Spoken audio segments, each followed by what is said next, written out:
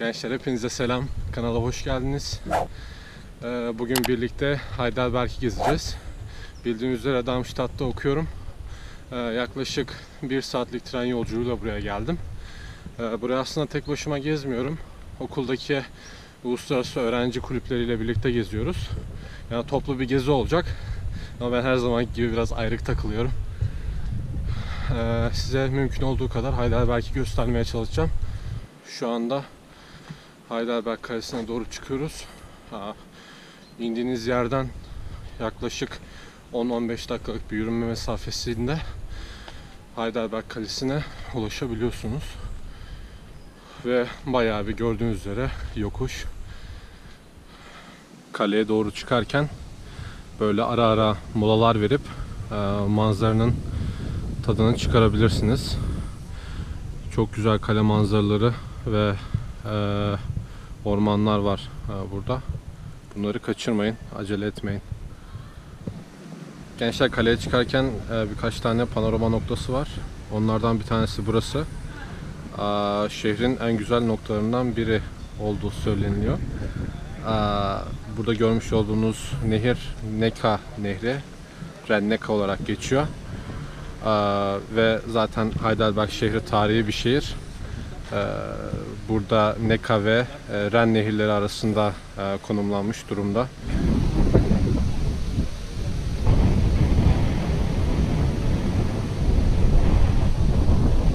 Kalenin en güzel panoramasının olduğu yerden şurada ana cadde gözüküyor. Orası Hauptstraße. Avrupa'nın en uzun yolu olarak söyleniliyor. Yaklaşık 1,5 kilometre. Yani hiçbir yere sapamıyorsunuz, hani caddeye girdikten sonra böyle bir ayrı bir caddeyle karşılaşmıyorsunuz. Dümdüz 1,5 kilometre boyunca oradan gidebiliyorsunuz. Ayrıca Heidelberg'in en büyük özelliklerinden bir tanesi 2. Dünya Savaşı'nda bombalanmayan birkaç kentten bir tanesi olması. Şurada görmüş olduğunuz eski köprü 1200 yılında tahtadan yapılmış. Sonra 1600 yılında da taş olarak yapılmış. Fakat 2. Dünya Savaşı'nda burayı Amerikan askerleri geçişi engellemek için yakmışlar. Ondan sonra 1900 yılların ortalarında tekrar bu nehrin dibindeki kumlarla tekrar inşa edilmiş köprü. Böyle bir özelliği var.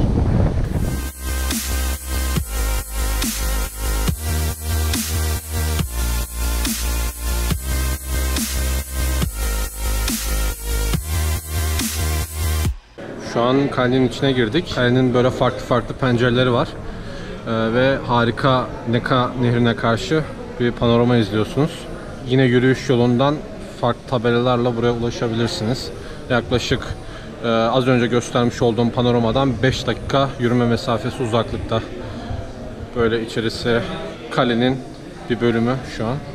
Gençler, kalenin olduğu yere çıktığınızda yine size farklı bir panorama bekliyor. Buraya çıkmak için 4 euro daha vermeniz gerek. Tabii öğrenci fiyatı 4 euro. Tam fiyatı ise 9 euro.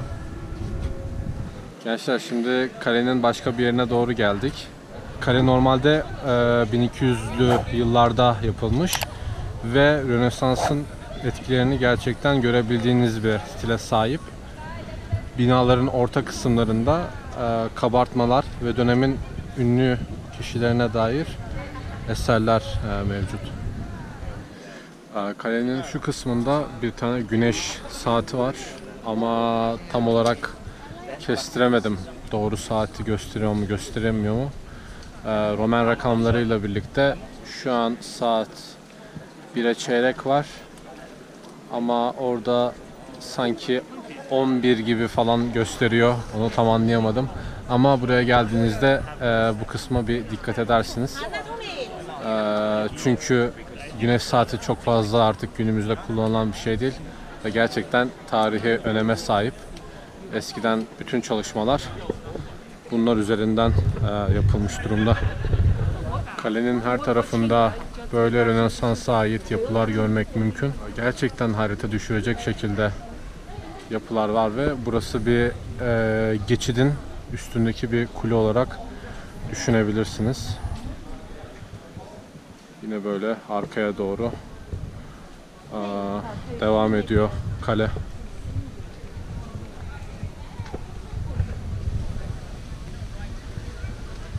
Guys, here is my friend from Austria. His name is Dominic. So, how about Heidelberg? Do you like? Yes. Yeah. Yeah. Beautiful city, enjoyable view, Yeah. and merhaba. Merhaba. And the bad words? No. I'm gonna censor it. Yeah. Yeah. and another one. Say again. Ama bak bunu ben öğretmedim. Bunu başkaları öğretmiş. He's my teacher. Yeah. But I didn't teach you, right? Yes. Yeah. Okay. Now you have to censor all that. So yes, say something. To He is also one of my Turkish brothers. I know. Yeah. The best one. yeah, thanks, thanks, man. Are you real? Yes, Yeah. for sure, man. Yeah. Okay. So it was funny because I came to Germany and the first people I met is these good kind of Turkish people. Yeah. Yeah. In the Kilimanjaro party. Yes, that's what you, now we are to take advantage. Okay. Come to Germany and you will see beautiful things. Yeah. Come to Darmstadt. Yeah. Okay. Let's see.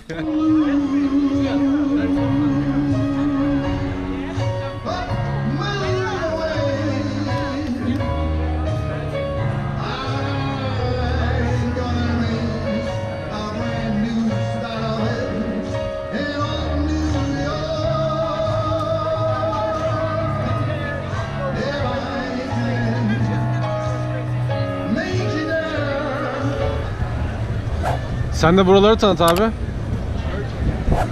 Ya klasik Alman şehri değil mi yani? Çok kiliseler var bol bol. İnsanların bira alabileceği çok sayıda dükkanlar var. Klasik bir yürüyüş yolu var ama bu yürüyüş yolu diğerlerinden daha uzunmuş. Evet. Başka bir şey yok. Daha uzunmuş dedi, 1,5 kilometre. Yani şöyle bir şey. Avrupa'nın en uzun yürüyüş yolu yani. Bilmiyorum hani bu videoyu birileri izleyecek mi? Ama hani Cidden tabii, niye izlemesin? Avrupa şehirleri kendisini çok tekrar ediyor. Ondan dolayı belli bir yerden sonra çok da ilgimi çekmiyor açıkçası. Yani. Ama mesela Heidelberg'e geldiğimizde bu yukarı çıktığımızda biraz farklı bir şey. O ilgimi çekti ama aşağı inince Heidelberg'le ilgili çok beklentim yok. Hadi bakalım. Gençler, Hauptstrasse'nin bir bölümünde Marktplatz adını verilen bu meydan var. Meydanın bu ortadaki kısmında da Herkül heykeli var. Ve yan tarafında da Kutsal Ruh Kilisesi var. Burası bir bildiğim kadarıyla Katolik kilisesi. Buradan böyle 1,5 kilometre devam ediyor Hauptstrasse. Yani ana sokak denilen bu sokak.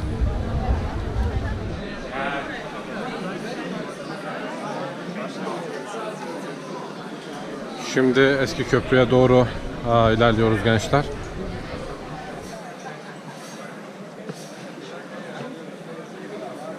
Kral Theodor'un köprüsüne geldik. Burası eski köprü olarak isimlendiriliyor. Girişinde de bu şekilde bir çifte kubbeli bir kapı yapmışlar. Tabi bu eski bir kapı. Buradan giriyoruz.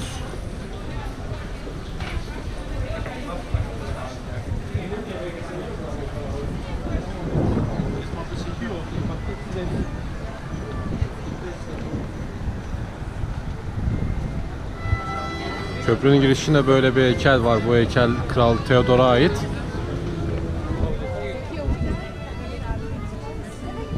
Gençler, hava kapatmaya başladı artık.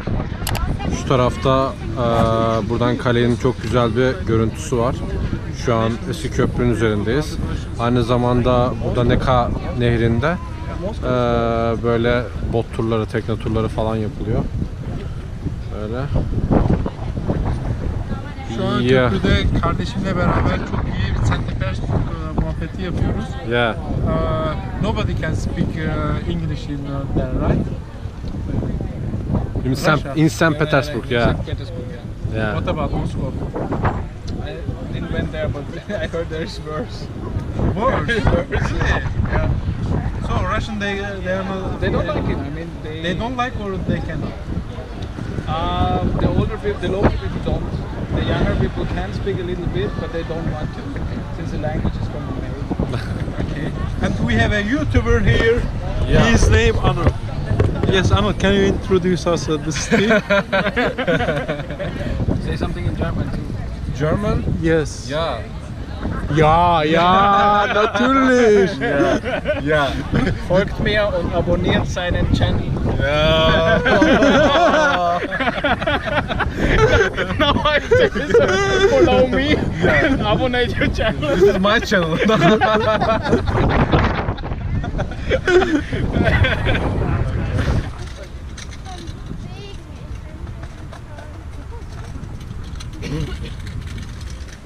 Gençler, Heidelberg'e geldiğiniz zaman şuradaki eski köprüden geçip buradaki birçok kıyıdan harika fotoğraflar yakalayabilirsiniz.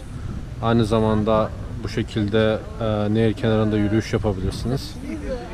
Bunları kaçırmayın.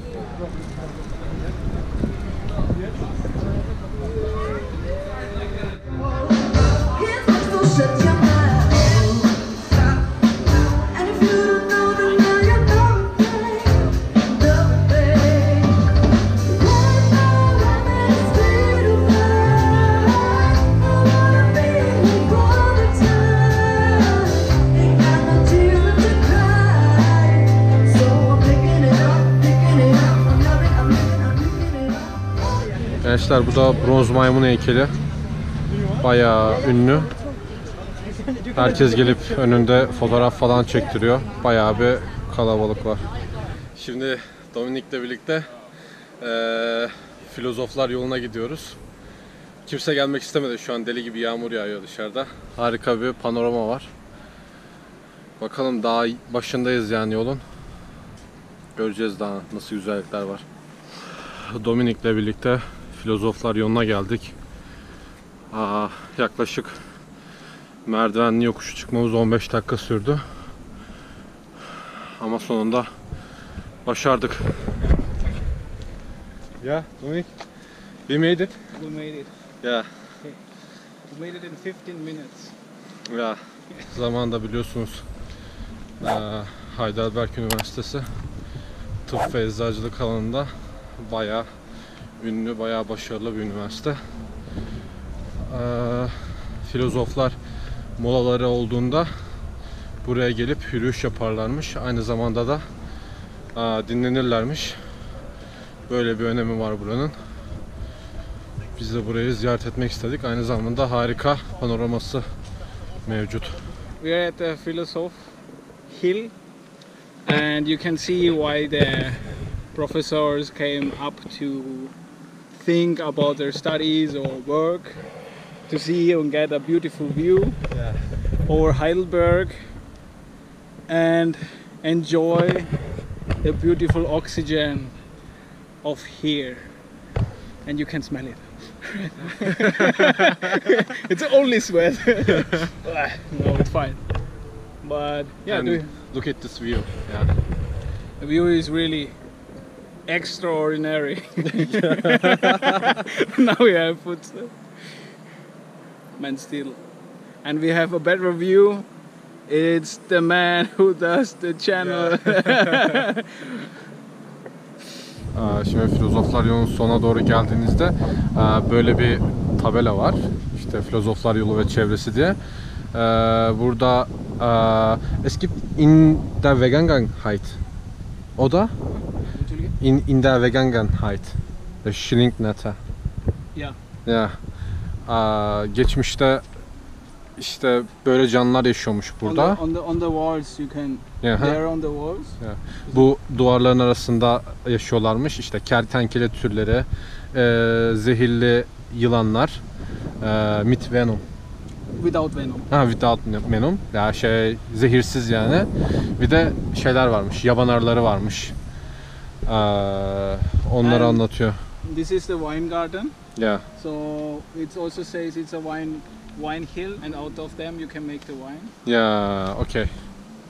Şimdi biz buradan geri döneceğiz. Böyle aşağı doğru çok güzel bir manzara eşliğinde. Buraya zamanınız varsa mutlaka gelin. Daha birçok yol var böyle aşağılara doğru falan gidiyor. Ama biz geldiğimiz yoldan geri döneceğiz. Ya Dominic, Yeah, man. did you like? I like it. I got now fresh air in my brain. Now I can More oxygen, more More- thinking. more thinking. No, it's proof there is something inside me. Okay.